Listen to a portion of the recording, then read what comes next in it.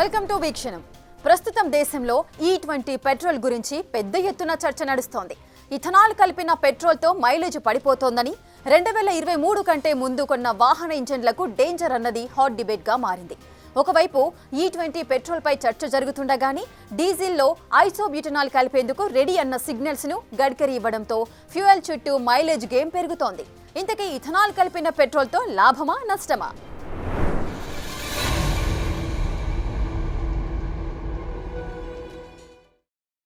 మీరు పెట్రోల్ బంకుకు వెళ్లి బండిలో పెట్రోల్ పోయించాక ఒక సమస్య నోటీస్ చేశారా? ఎంత పెట్రోల్ పోసినా మైలేజ్ రావట్లేదన్న విషయాన్ని గుర్తుపట్టారా? అయితే ఈ స్టోరీ మీకోసమే. మీ బండి 2023 కంటే ముందు కొన్నట్లయితే ఈ విషయాలు ఖచ్చితంగా తెలుసుకోవాల్సిందే. ఇప్పుడు దేశంలో చర్చనీయాంశంగా మారిన మ్యాటర్ ఏంటంటే E20 పెట్రోల్ గురించే. దీంతో బండ్లన్నీ చెడిపోతున్నాయని, మైలేజ్ బాగా తగ్గిందని, ఎంత పెట్రోల్ కొట్టించినా మళ్లీ పెట్రోల్ బంకుకు వెళ్లాల్సి వస్తున్నట్టు ఇవన్నీ కామన్ అవుతున్నాయని సోషల్ మీడియాలో పెద్ద దుమారమే నడుస్తోంది. ఈ ఏడాది ఏప్రిల్ నుంచి దేశంలో E20 పెట్రోల్ అంటే 20% ఎథనాల్ కలిపిన పెట్రోల్ అమ్ముతున్నారు. ఏ బంక్ దగ్గరైనా మీరు ఫిల్ చేయించుకుంటున్నది E20 పెట్రోల్ అని పెద్ద ఎత్తున బోర్డులు ప్రచారం చూసారా?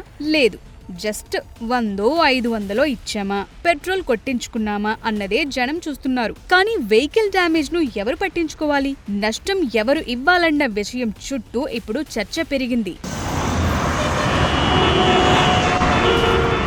మొదటగా E20 పెట్రోల్ తో కలిగే లాభాలేంటో చూద్దాం. వాహన కాలుష్యం తగ్గుతుంది. అంటే కార్బన్ ఎమిషన్స్ 30% వరకు తగ్గుతాయంటున్నారు. ఎథనాల్ బయోబేస్డ్ ఫ్యూయల్ కావటంతో శిలాజ ఇంధనాలు అంటే పెట్రోల్ కంటే గ్రీన్ హౌస్ గ్యాసెస్ తక్కువ రిలీజ్ అవుతాయి. 2014 నుంచి ఎథనాల్ బ్లెండింగ్ పెట్రోల్ తో 763 మెట్రిక్ టన్నుల కార్బన్ డయాక్సైడ్ తగ్గిందంటోంది కేంద్రం. ఇది 30 కోట్ల చెట్లను నాటడానికి సమానమంటున్నారు. 20% ఎథనాల్ బ్లెండింగ్ తో ఈ ఏడాది రైతులకు చెల్లించింది 40,000 కోట్లుంటుందని లెక్కలేశారు. అలాగే 2014-15 నుంచి 2024-25 వరకు గత 11 ఏళ్లలో పెట్రోల్లో ఎథనాల్ కలపటం వల్ల చమురు కంపెనీలకు 1,44,087 కోట్లకు పైగా విదేశీ మారక ద్రవ్యం ఆదా అయిందంటున్నారు. చమురు దిగుమతులపై ఆధారపడటం తగ్గితే భారత్ స్వయం సమృద్ధి వైపు వెడుతుందంటున్నారు. 245 మిలియన్ టన్నుల క్రూడ్ ఆయిల్ దిగుమతి తగ్గించుకున్నామంటున్నారు.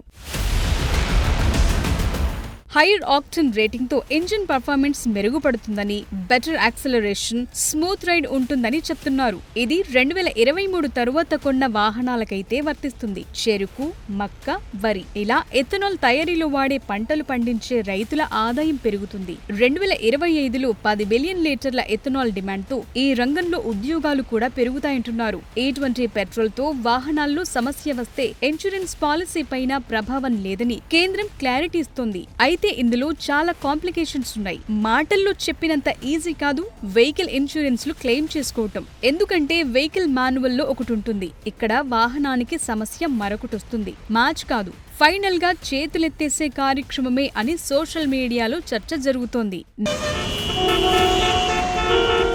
నిజానికి పెట్రోల్లో ఎథనాల్ బాగా కలిసిపోతుంది. పెట్రోల్ ను పవర్ఫుల్ గా మండేలా చేస్తుంది. నిజానికి దేశంలో ఎప్పటి నుంచో పెట్రోల్లో ఎథనాల్ కలుపుతూ వస్తున్నారు. 2030 నాటికి 20% కలపాలని లక్ష్యంగా పెట్టుకున్నారు. అయితే దీన్ని హఠాత్తుగా ప్రీపోన్ చేసి 2025 మార్చి నుంచి దేశంలో రోల్అవుట్ చేశారు.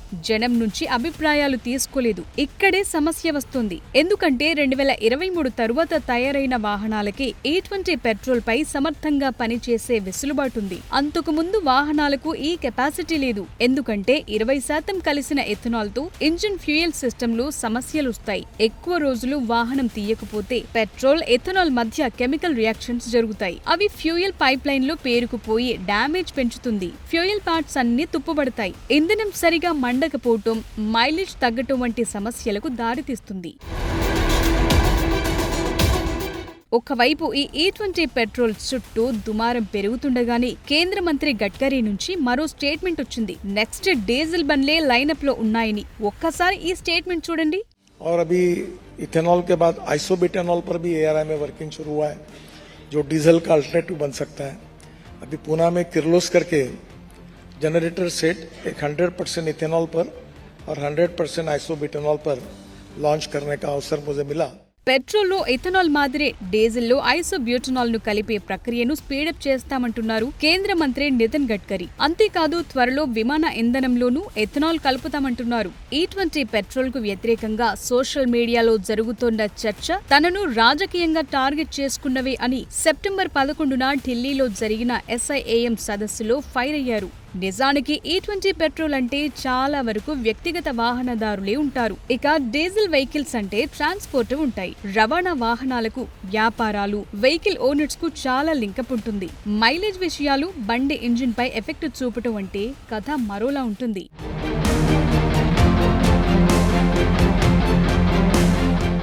సెప్టెంబర్ 14న కేంద్ర రవాణా శాఖ మంత్రి నితిన్ గడ్కరీ మరోసారి సంచలన వ్యాఖ్యలు చేశారు. తనకు నెలకు 200 కోట్ల ఆదాయం వస్తుందని, ఎవరిని మోసం చేసి సంపాదించాల్సిన కర్మ పట్టలేదన్నారు. డబ్బుకు కొదవలేదని, షుగర్ ఫ్యాక్టరీలు, డిస్టిలరీ, పవర్ ప్లాంట్ వ్యాపారాలున్నాయన్నారు. ఇవన్నీ వ్యక్తిగత లాభం కోసం కాకుండా వ్యవసాయాన్ని ప్రోత్సహించేందుకు చేస్తున్నానని చెప్పుకున్నారు. సుప్రీంకోర్టు కూడా E20 పెట్రోల్ పై దాఖలైన పిల్లు తిరస్కరించిందని గుర్తు చేస్తున్నారు. నిజానికి వెహికల్ మైలేజ్ తగ్గటానికి E20 పెట్రోల్ ఒక్కటే కారణం కాదని చాలా కారణాలున్నాయని కేంద్రం నుంచి సమాధానం వచ్చింది. డ్రైవింగ్ హ్యాబిట్స్, పెట్రోల్ మార్పులు, air filter maintenance, tyre pressure, wheel alignment, AC loading ఇవన్నీ ఉంటాయంటోంది కేంద్రం.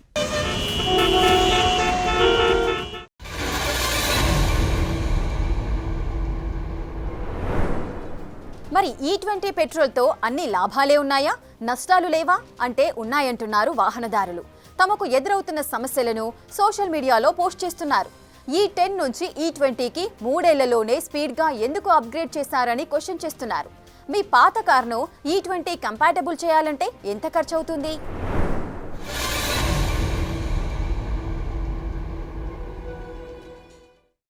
E20 పెట్రోల్తో వాహనాల మైలేజ్ పై కొంతవరకే ఎఫెక్ట్ ఉంటుందని కేంద్రమే అంగీకరించింది. అందరూ అనుకున్నట్లు భారీగా ఉండదంటున్నారు. మైలేజ్ 1 నుంచి 6% తగ్గుతుందని ఆటోమొబైల్ ఎక్స్పర్ట్స్ చెప్తున్నారు. 4 వీలర్స్ లో 1 నుంచి 2%, 2 వీలర్స్ లో 3 నుంచి 6% అంటున్నారు పాత వాహనదారులు. అంటే 2023 కంటే ముందు మోడల్స్ లో ఇంజిన్ డ్యామేజ్, తుప్పు పట్టడం, రబ్బర్ లేదా ప్లాస్టిక్ పార్ట్స్ పాడవటం, ఫ్యూయల్ పైప్ లైన్ లో డ్యామేజెస్ తో పర్ఫార్మెన్సెస్ తగ్గి మెయింటెనెన్స్ కాస్ట్ పెరుగుతుందన్న వాదన పెరుగుతోంది.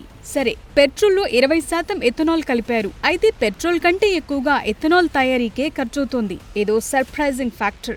దీంతో E20 పెట్రోల్ అందుబాటులోకి వచ్చినా వినియోగదారులకు పెట్రోల్ రేట్లు ఎక్కడా తగ్గటం లేదు. గతంలో E20 అమల్లోకి వస్తే పెట్రోల్ రేట్లు తగ్గుతాయన్న వెర్షన్ ను కేంద్రం వినిపించింది. కానీ ఇప్పుడు ఆ సౌండ్ లేదంటున్నారు. పైగా మైలేజ్ డ్రాప్ వల్ల అదనపు ఫ్యూయల్ కాస్ట్ జనం జేబులకే చిల్లు పెడుతోంది.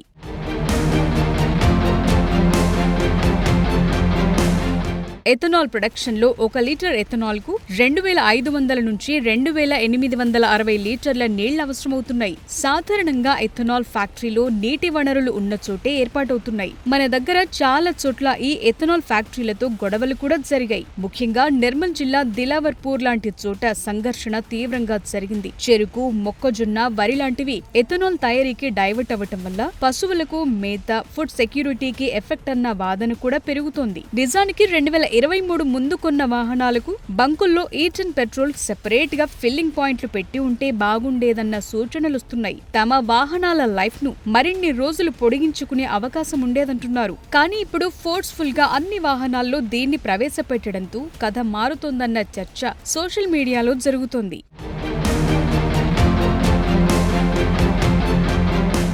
E20 పెట్రోల్తో పాత వాహనాల్లో ఇంజిన్లకు ఫ్యూయల్ సప్లై చేసే పార్ట్స్ ను దెబ్బతీస్తుందన్నది ప్రధాన ఆందోళనగా ఉంది. చాలా మంది వాహనదారులకు తాము కొనుగోలు చేస్తున్న పెట్రోల్లో ఎంత ఇథనాల్ ఉందో తెలియదు. E20 పెట్రోల్ పై వస్తున్న ఆరోపణలు నిరాధారమంటోంది కేంద్రం. కొత్త కార్లలో మైలేజ్ 1 నుంచి 2% వరకు, పాత కార్లలో 6% వరకు తగ్గించొచ్చంటోంది. అయితే దీన్ని పర్ఫెక్ట్ సర్వీసింగ్, మెయింటెనెన్స్ తో జాగ్రత్తలు తీసుకోవచ్చనటంతో కొందరు వెహికల్ ఓనర్స్ రియాక్ట్ అయి తమ మైలేజ్ విషయాలను సోషల్ మీడియాలో షేర్ చేశారు. ప్రభుత్వం నిజాలను దాస్తోందన్నారు. తాను E20 కంపాటబిలిటీ కార్ను 2 నెలల పాటు పరీక్షించానని, మైలేజ్ 5 నుంచి 6% మధ్య తగ్గిందని సోషల్ మీడియాలో షేర్ కూడా చేశారు. ఒక్కసారి ఈ Volkswagen car owner share చేసింది మీరు చూడండి. మైలేజ్ देखिए 6.3. The reason is E20 petrol. 4 दिन पहले E20 का अंदर पेट्रोल डलवाया था खाली टैंक में। माइलेज ड्रॉप देखो 6.3। मैं आपको पुराने मेरे जो आए ना माइलेजेस उसका भी स्क्रीनशॉट अटैच करता हूँ, एक बार देखिए। అందుకే ఈ సబ్జెక్ట్ తీవ్ర చర్చనీయాంశమైంది. E20 పెట్రోల్ తో ఇంజిన్ చెడిపోతే ఇన్సూరెన్స్ కష్టమని, జాగ్రత్తలు తీసుకోవాలన్న సూచనలొచ్చాయి. కొన్ని కార్ కంపెనీలు కూడా E20 కేర్ఫుల్ అని చెప్పి ఆ తర్వాత స్టేట్మెంట్ ఉపసంహరించుకున్నాయి. కేంద్రం ఒత్తిళ్లే కారణం అన్న ఆరోపణలు కూడా వచ్చాయి. ఏ వాహనం కొన్నా వాటికి మాన్యువల్ బుక్ వస్తుంది. అందులో మీ వాహనానికి ఏ ఫ్యూయల్ అవసరమో అందులో చెప్తుంటారు. మరిప్పుడు E20తో జరిగే నష్టానికి బాధ్యులెవరన్న ప్రశ్న వస్తోంది. ముఖ్యంగా ఈ E20 పెట్రోల్ తో ఫ్యూయల్ పైప్, ఫ్యూయల్ ట్యాంక్ చాలా మార్చాలి. దీన్ని E20 అప్గ్రేడ్ కిట్ అంటారు. ఎథనాల్ రెసిస్టెంట్ మెటీరియల్స్ తో కూడిన సెట్ ఇది. ఫ్యూయల్ సిస్టమ్ ను రక్షిస్తుంది. ఎథనాల్ తో కెమికల్ రియాక్ట్ కాని ఫ్యూయల్ పార్ట్స్ అన్ని మార్చాలి. అంటే చారాణ కోడికి బారాణ మసాలా అన్నట్లుగా తడిసి మోపెడవుతుందన్నమాట.